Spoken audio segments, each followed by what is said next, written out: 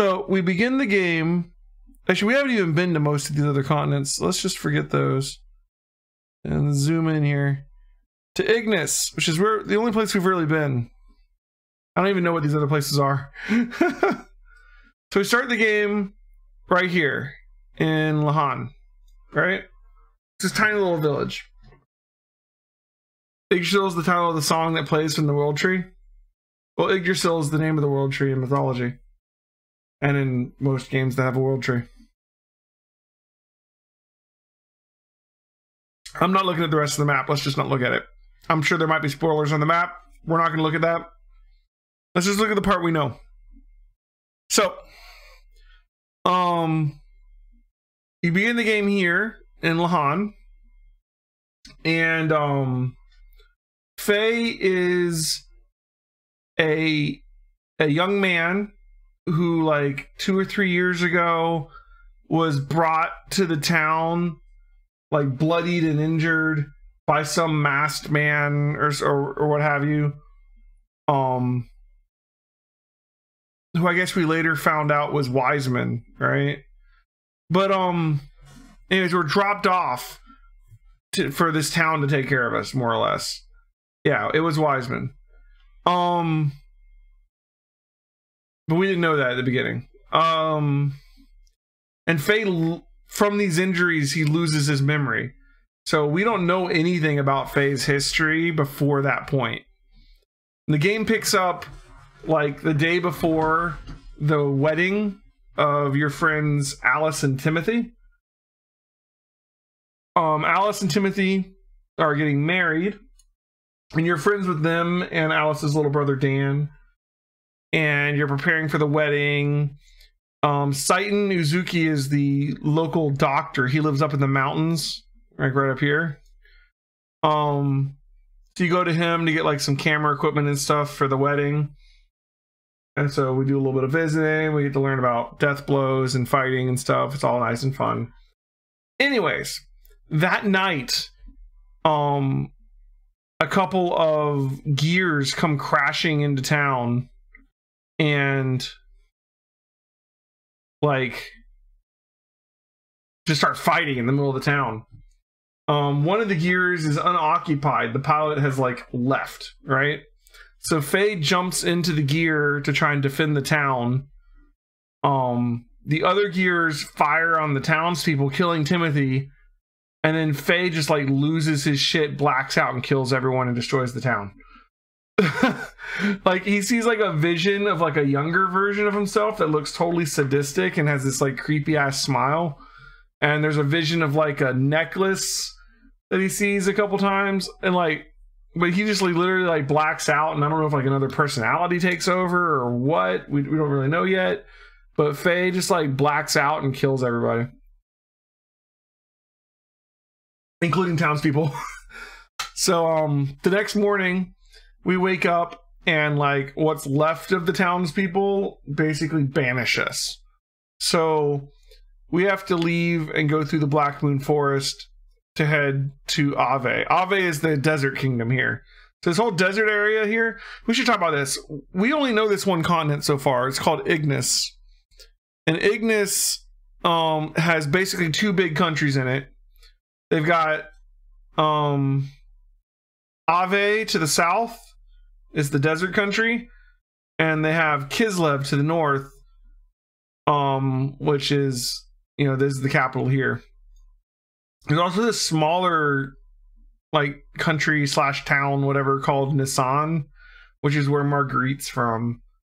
But it's almost like a religious sect with a town around it. I don't know if it counts as a country necessarily. Maybe it does. I don't know.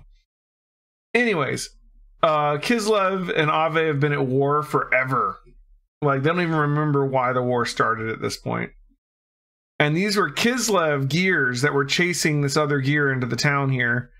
And we find out eventually that... Okay, let me just back up again. The very opening cutscene... This is a complicated story. We're getting into it. The very opening cutscene tells us about this war in Ignis between Kislev and Ave.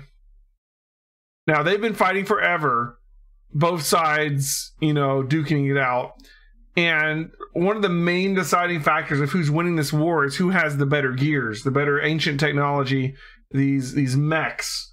And there's this group called Ethos who kind of controls gear technology, sort of. Like, it gets dug up from ruins, and Ethos kind of has control over all that. So Ethos is doling out gears to both sides, and neither side's really winning. But then recently, Kislev started to win, and they started to push back Ave. And then also we find out later, we don't find this out all right away, but a couple years ago, Ave had like a coup d'etat, and this man named Shakan killed the king of Ave and took over the country. And Bart, our pirate friend, is actually the crown prince of Ave, who's been living as a sand pirate out here in the desert. But anyways, Kislev was winning, and then Ave was possibly going to lose, but then another group showed up calling themselves Gebler, and Gebler started helping out the Ave side, and since then Ave has pushed Kislev back and even starting to gain ground a little bit on Kislev. Ave, as it turns out, Gebler, as it turns out, is like a special forces for the kingdom of Solaris, which is a whole thing. Like, so Solaris are these people that live in this floating city in the sky, which I don't think we've seen Solaris yet. We've seen this other one called Shavat, but I don't think we've seen Solaris. But Solaris is like a flying city, country, what have you. I don't know. Like, they kind of call cities countries in this game, but I mean, that might be just be like, okay, the game can only show you so many cities. Like, Ave consists of a small town called Dazzle and Bledavik, and Kislev is just like Nordrun, basically. But I mean, theoretically, you know, there would be more villages and stuff that just they can't program in. I don't know. Anyways, so Solaris are these people that live in the sky, and they call surface dwellers lambs, and they see them as like lesser people, that almost like cattle, like they're inferior people that like they use them as slaves and manual laborers, and yeah, and they have all this better technology up there and shit. We haven't actually been there yet, but anyways, all that is to say is that these people called Gebler, who are actually from this kingdom of Solaris, were helping Ignis. And all that was to say that these gears that came here were actually Kislev gears chasing down another Kislev gear that Gebler had stolen from this factory in Kislev, which is like, yeah, the Goliath. It's not the Goliath factory, really, was it? Maybe it was, actually, yeah. From the, like, they stole this like newly found gear, this awesome gear, which is actually the Veltal, which is what Faye uses. They stole it from Kislev and then flew it down here. And what we hear from this man named Graf is that he basically had them fly it down there intentionally to try and like awaken Faye. Like, Faye has like this other self in him or something. We don't really know what's going on with that yet. But like, he has this power or this other personality. There's been a lot of mentions of whether he's woken up yet or not. And then there's this whole thing too with Izuki. So Seitan is the doctor from the town here. Seitan is also working for the Emperor of Solaris, I think. I think that Emperor Cain, I think, is with Solaris. I don't think he's with the other flying city. I think he's with Solaris. So yeah, because he was an element, right? Yeah, so Seitan is secretly working for the Emperor Solaris and, like, I guess keeping watch over Faye. He's had these conversations with the Emperor where they're like, yeah, Cain is Solaris. Okay, yeah. So, like, Emperor Cain has had these conversations with Seitan where they're like, you know, has he awoken? And Seitan's like, you know, 2 or 3 times, basically. And that, like, coincides with how many times Faye's, like, basically blacked out and killed everybody. Because Faye's done that a couple times in the story now, where he'll just kind of like lose consciousness while he's in his gear and just like kill everyone around him, basically. Just like, you know, fade to black. Next time we see him, everyone that was there is dead. Yeah. Anyways, so Faye, we're still back at the beginning of the story, right? Faye gets exiled from Lahan. I mean, what's left of Lahan, really. The city's been destroyed, but the remaining villagers exile him. So he leaves and goes through the Black Moon Forest to head to Ave. While in the Black Moon Forest, he runs into a girl named Ellie, which is our party member that just got kidnapped before we started this little talk. Elheim, she didn't even tell him her name, and he just knew her name was Ellie. He like just remembered it, or just innately knew it. They both act like they feel like they know each other, but they don't know each other, which is weird. Ellie is actually from Solaris as well, and she's part of Gebler, and she was actually the pilot of the gear that Faye found in the town and got into, and she knows that, and she feels guilty about it, and he feels guilty about what he did, and blah blah blah. Citan shows up with the gear to help them, and Faye uses the gear to save Ellie from a big giant dinosaur thing. And then that night, while they're camping, Citan basically tells Ellie, I know who you are, leave before Faye finds out. Like, get out of here. You know, basically. And so Ellie leaves, and then Faye was actually awake during that, and he heard it, and he knows. And he doesn't blame Ellie, he blames himself for what happened. But anyways, Ellie left. So Citan and Faye wake up the next morning, and they head to Dazzle. And they need to get the Veltal fixed, because the gear's all busted. So Citan gets a sand buggy to go out into the desert to look for parts for the gear.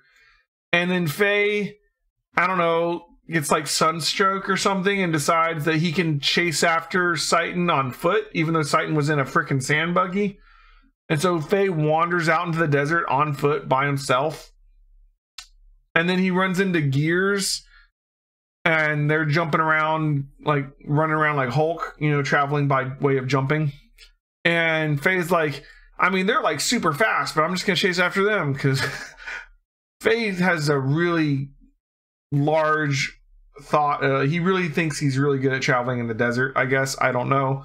But he decides to just wander after these things in the desert, which are way, way faster than him on foot. And he just walks alone in the desert, and probably would have died if people hadn't come by to save him, honestly. While he's out there, he saw a flying city. Like, it's like a flying city in the air with like a force field around it, which we've learned at this point is Shavat. We don't know why Shavat was that low to the ground or out there. Maybe they were looking for him. I don't know. I think we've learned at this point that Faye's father was from Shavat. I don't know if Faye's dad is still alive or not. I think that's kind of up in the air. I'm going to assume he is until I'm told otherwise. But anyways, that sort of happens, and then it doesn't matter, because like it's like whatever, it happened, and we like he sees it, and it is of no consequence at the moment, but he did see it. Anyways, eventually Faye's fine, right? Him and Citan and their gear end up getting captured by Ave. The Ave military is also after this gear that the Kislev army is after. So going into Ave probably wasn't the best solution to their running away from Kislev problem. So anyways, they're captured by the Kislev military, and their gear is put on this like sand barge, and they're imprisoned in the barge, and they're being taken like back to the capital, Bloodovik, when they are attacked by sand pirates, which is Bart, the crown prince, but we don't know that yet. Anyways, Bart shows up in the Yggdrasil, which is that submarine that we're on right now, but it's like a sand submarine at that point, not a water submarine. And so he's like traveling through the sand in this ship, and he like torpedoes the Ave barge, and then he gets into a fight with Faye. So Faye jumps into his gear, and Bart jumps into his gear, and Bart assumes, hey, clearly you're an Ave military guy, and Faye's like, I'm not, and Bart's like, well, you're in a military gear. So clearly you are, and they fight, and then the sand collapses under the weight of them in their fight, and they fall into an underground cave. So Bart and Faye and their gears are stuck in this underground cavern, and the hole closes up above them. So they have to work together to escape the cave. And in the process of working together to escape the cave, they meet a man named Balthazar, who's down there doing like archaeology and shit. And Balthazar has like studied these skulls and found out that there were no humans on this planet 10,000 years ago.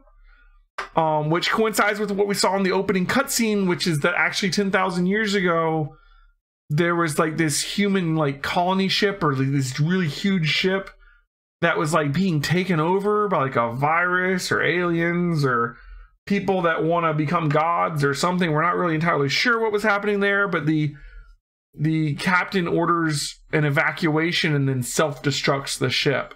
And so those survivors from that ship are the people on this planet. But I guess they don't remember that anymore. Anyway, so he's discovered that there were no humans on this planet. Like, there were 10,000 years ago, but before that, there's none. Like, they just suddenly appeared. They didn't evolve into humans. Like, they just suddenly appeared 10,000 years ago. Which we know why, because of the opening cutscene, but the people on this planet, I guess, don't. Anyways, then he also recognizes Faye and his gear as, like, the gear being, like, the gear for the Slayer of God or something, which is, like, a whole nother...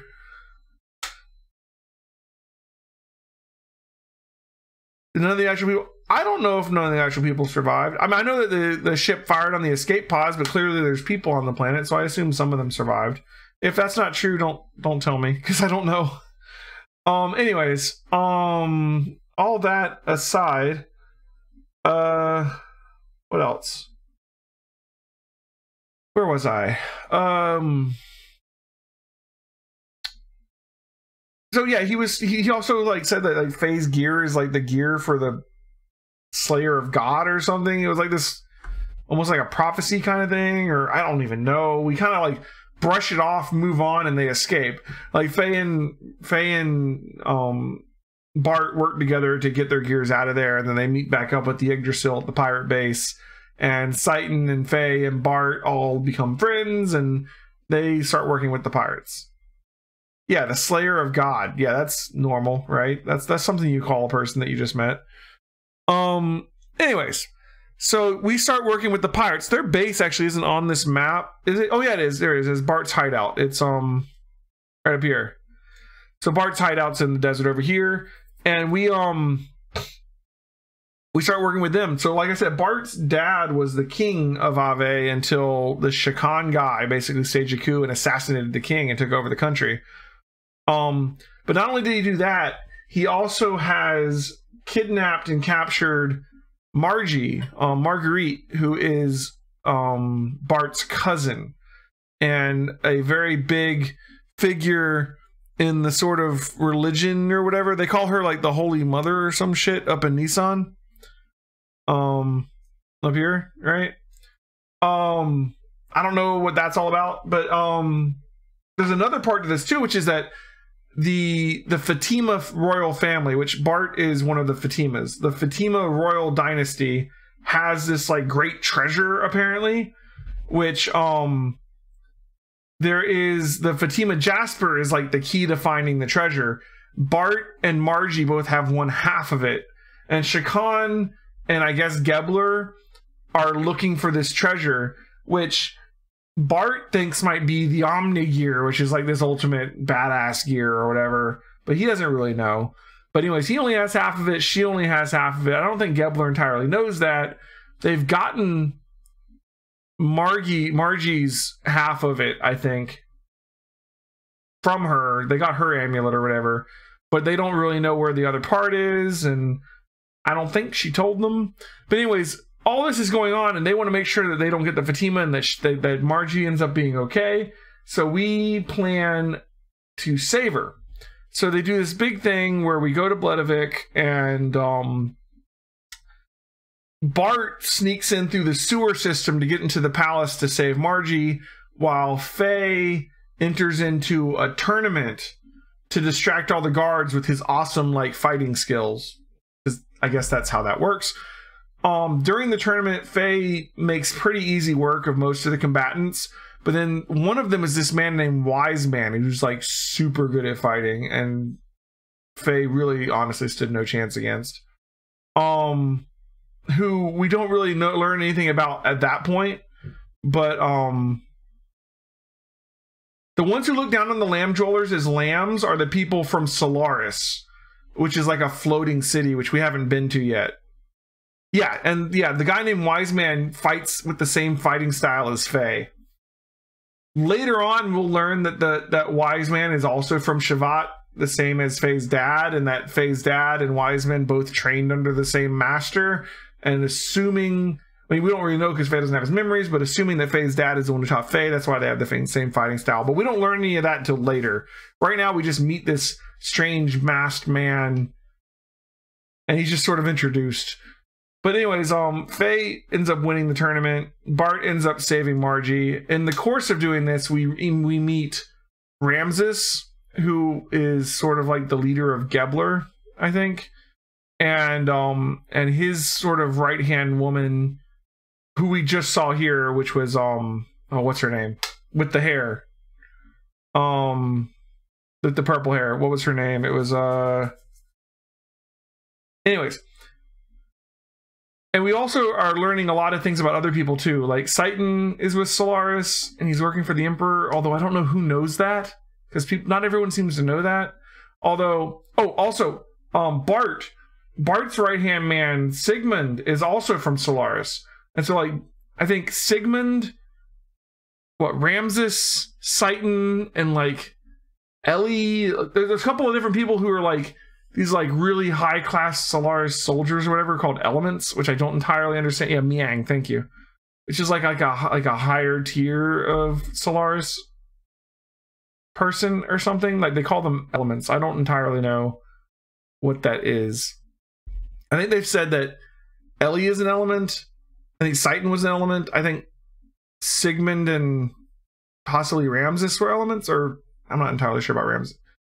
Like, anyways, we end up fighting Ramses and saving Margie. We don't defeat Ramses, but you know, that's fine. We saved Margie. Let's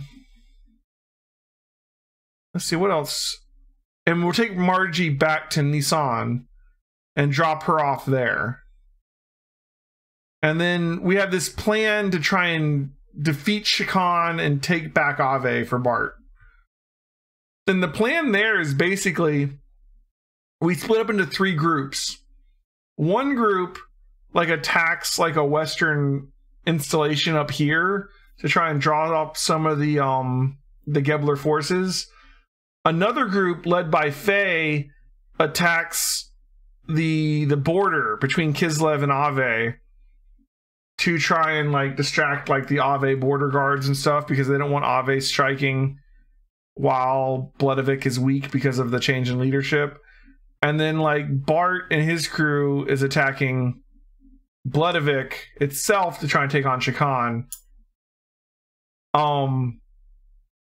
Gebler kind of sees through what we're doing. I think they completely decimate the force that got sent over here.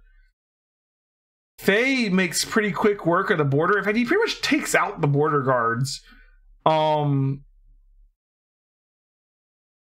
none of it ends up going the way we want. Seitan ends up having to save Bart from Shakan and the Gebler people because they knew he was coming. And Faye, although he wins the fights there, Graf shows up again and like powers up the guy that we were fighting, and Faye blacks out again and kills everybody, I guess. Like, so everyone up here just dies, which we don't really see off screen. Like Faye beats them, but then Graf shows up and powers the guy up with like Super Saiyan energy or some shit. I don't really know. And then Faye has to like black out and go like murder hobo all on them again. I don't really know. We don't entirely know what happens there. We've just kind of just talked about in like 4th person whispers. It's like that thing that happened at the border. I don't think anybody survived. Anyways, Seitan helps Bart escape. Shakan is still ruling Ave. And Faye, when he's done killing everybody, like passes out and gets captured by Kislev and put in prison in Nortun. Which sucks, to be honest. So Faye's in prison and he has like a bomb collar around his neck. So if he ever tries to leave that part of the city, right? And Faye's sort of fine with that. The leader of the prisoners is this guy named Rico, who, you know, we have in our group at this point. His name is Ricardo Banderas, but they call him Rico, or the champ, because he's the champion at the Battler Arena. Oh yeah, I forgot Bart Mitt's the red guy too. That's a whole thing too. Anyways, long story short with the whole prison thing, when Faye first gets there, he gets challenged by Rico to go through the baptismal ceremony, where he has to basically prove how good of a fighter he is, and they rank you from rank, like, I don't know, E through A or S or whatever. And Faye fights all of Rico's guys, and at least when I did it, I beat all of Rico's guys, and then I got challenged by Rico himself, and Rico kicked my ass. But that gives me rank A, because rank S is the champ. So Rico's rank S at that point. So you get rank A. Cool. And you can live life as a prisoner for a while. You can go down the sewers and kill monsters to get money, and you just kind of live in the little prison slum. And then Citan shows up to help us escape and convinces us that we need to escape because we don't know if Bart's still alive. I completely forgot about this whole thing. Like, when Bart escaped here, he ended up in the Yggdrasil again, and he ends up fighting, and then he ends up fighting this red gear. And this red gear, which I think might be Faye's dad, but I don't know, is just ridiculously powerful. And he literally, like, picks the Yggdrasil up and cracks it in half, pretty much. And the Yggdrasil gets destroyed, and we don't really know if Bart was, like, we know Bart was alive, honestly, but I don't think Faye and them knew whether Bart was alive or not. So Citan's basically like, dude, you got to get out. Faye is pretty much content to just be a prisoner forever because Faye doesn't give a shit, I guess. But Citan's like, you promised Bart that you would take care of Nissan and Marguerite if something happened to him. And Faye's like, shit, okay, you're right. I guess we want to be a prisoner forever. So Faye makes a deal with the Ethos people and the committee that runs the Battler Arena that he'll join the Battler Arena, because they had already been scouting him. And if you win the Battler Arena and you become the champ, then you basically get pardoned. They remove your bomb collar and you're not a prisoner anymore. You can roam the city. So Faye goes and does the Battler Arena. During that time, he also helps solve some murders that are going on with the champ down in the sewer, where there's this big, long, red-haired monster, which, what's with all the red-haired people being super strong? Like, honestly, that red-haired monster looked like a super decrepit, mutated version of Faye's dad, right? That's a little disturbing. I don't know if that's a thing or not. But anyways, you fight this red monster down in the sewers and defeat it because it had been killing people. And then you finish with the whole Battler Arena thing and you become the champ. They remove your bomb collar. It's awesome. You get invited to go see the leader of Kislev. And Rico rushes in at that point while you're in the central government district and you're talking to the leader of Kislev. And they arrest him for trying to assassinate the leader of Kislev, which we also find out is his dad, which is like a whole nother thing. Apparently, the wife of the leader of Kislev left him while pregnant, went to the slums to have a baby, who ended up being a mutant. And meanwhile, the leader of Kislev is like super anti-mutant. And like, I'm not like racist isn't the right word, but like, he leads this like anti-mutant movement. Meanwhile, his like, it's not a bastard son. His son that his wife had after she left him and went into hiding for whatever reason is a mutant and is Rico. And his mom dies and he grows up as this mutant, ends up in jail. Whatever. He's actually the heir to Kislev, which is like a whole nother thing. A demi-human, right? He looks like Blanca. Anyways, they arrest him for attempting to assassinate the ruler of Kislev, which he wasn't even trying to do. And they announce that they're going to execute him at the Battler Arena. And And meanwhile, Faye's free to go pretty much. Like him and I forgot to mention Hammer, because who cares about Hammer? But Hammer's this rat dude that was helping us with like by selling us shit and fixing up our gear. Citan and Faye like kind of are ready to leave the city, but they don't have Veltal still, because Veltal got captured when Faye was knocked out too. They were letting him use it in the battle arena because they wanted to see how well it worked. But when they removed his bomb collar, they didn't just give him his gear back, they kept it. So Faye hatches this plan to sneak in and steal his gear back. And he's like, well, we'll save Rico along the way, just because it's on the way. It's not because I want to save Rico or anything. Anyways, so we get Veltal back. We save Rico from being executed. And while all this is going on, there's this other plot going on that like your characters don't necessarily know anything about, that we've been seeing in other cutscenes, where the people from Solaris, they have these like talking heads on monitors that like have cutscenes every now and then where they all kind of look the same-ish. Like they've got like a, I don't know, like a Sith Lord look going on with them or something. But there's slightly different colors and slightly different sprites, but there's like 8 of them, I think. Anyways, they're all these talking heads, and they make all these decisions. They're kind of like a ruling council for Solaris, maybe, but they're not the Emperor. There is an Emperor. Kane is the Emperor, right? But anyways, they've decided that in order to stop him, they're just gonna nuke Kislev. Like, they're not shooting a nuke at it. There is like a nuclear reactor, like an ancient ruin, like a nuclear reactor in Kislev, and they decide that they're gonna send Gebler forces to just attack that reactor, blow it up, and basically set off a nuclear reaction and destroy the entire city, the entire capital of Kislev, to take him out. So while you're getting your gear back and saving Rico, they're launching this attack, which Ellie is a part of because she's a Gebler lieutenant. So they sent her to help defend the ship that is the bomb/missile guided ship thing that's going to slam into the city and blow up the nuclear reactor. So you guys have to save the city. Faye decides, he's gonna try and save the city. Rico goes to get all the people out, and Faye flies and fights his way through a whole bunch of gears and convinces Ellie to join his side and stop helping them nuke places and shit just because they're lambs. And they declared a purge, I think is what they called it.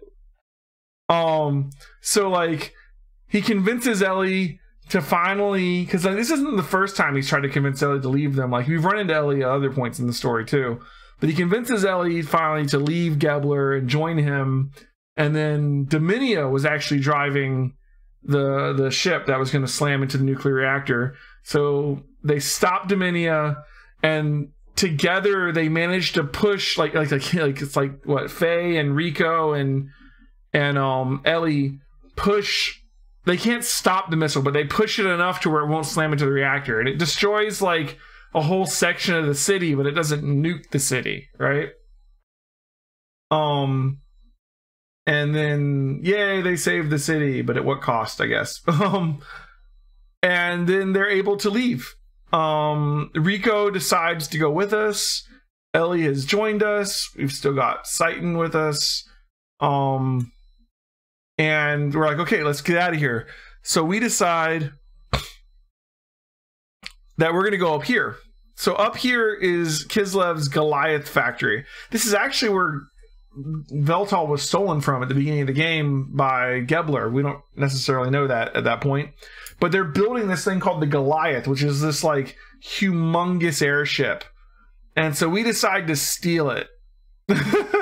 So the crew goes up there and steals this super secret mega warship airship thing. And it's awesome. And the whole time I'm getting them like, they're not just going to give me this airship, right? There's no way I can have this airship. This isn't going to be my airship, is it? And they give it to you. And I'm like, that's awesome, but how long is this going to last? And I was totally right, because we're flying it over the ocean. And Bart in his new Yggdrasil, which is a submarine now in the water, because he, like when his Yggdrasil got cracked in half and he sunk into the sand, they found a prototype version of it. and they've sort of fixed that one up. So they're out in the water, and they see this Kislev super warship flying overhead, and Bart's like, "Oh, dude, let's shoot my Bart missiles at it, and we'll take out Kislev's warship. We can't let them have that." So Bart shoots us down. So we lose our super warship like right after we got it, because of course we do. Bart and the Yggdrasil save Citan and Rico from the crash, but Faye and Ellie end up trapped on just like a chunk of the warship, and they're floating at sea and conserving rations and stuff, and eventually they get found by that floating barge, or the salvage barge, the giant salvage ship, the Thames, and they get brought in, and that's back where we were at the beginning of the game tonight. I think that's mostly everything. We've also seen Shabbat again flying around the sky, much higher this time, so we're kind of interested in that. It keeps coming up. I'm thinking maybe we'll go there soon.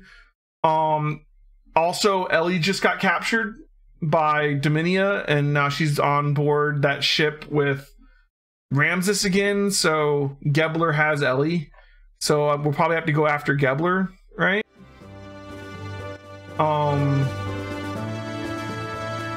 So maybe we'll go to Solaris, maybe we'll go to Shabbat. There's a whole more of that world map that I'm not looking at because I don't want to get spoiled, but there's a lot of other places on that world map we ain't been to yet. So let's get back to it. How's that for a pseudo recap? I'm sure I missed a bunch, honestly. It's a very complicated story. At this point, I think that's where we're at. My memory is amazing. I've been playing it 5 hours a day all week, you know? Also, I edit the videos and put them on YouTube, so I get to see it all multiple times. Hey! Thanks for the follow. Or was that a follow? He's like, yeah, thanks for the follow. Hacks, what the fuck? Hacks WTF, love it. Good name. I'm glad you like my memory. I try. I'm a little surprised I remembered as much as I did. Like I said, I'm sure I forgot some stuff, but it's my first time playing the game. I'm trying to pay a lot of attention because the story is really complicated. And I have been rewatching some parts of it as I did the video editing and stuff, to try and like stay on top of remembering things.